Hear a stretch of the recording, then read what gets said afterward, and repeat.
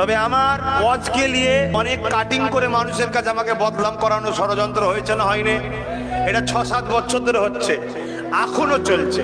নতুন করে দেখছি এখন আর কিছু পাচ্ছে না, আবার সেই পুরাতন কথাকে তুলেছে আবার, তাও কাটিং করা, কাটিং।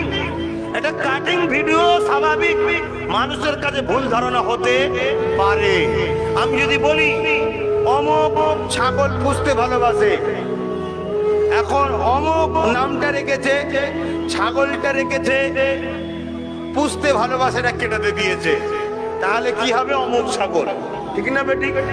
এইরকম অনেক কিছু কথা আছে যে কথা কোনো 30 সেকেন্ড, 1 মিনিট, 1.5 মিনিটে দিলে স্বাভাবিক সমাজ ভুল বুঝবে।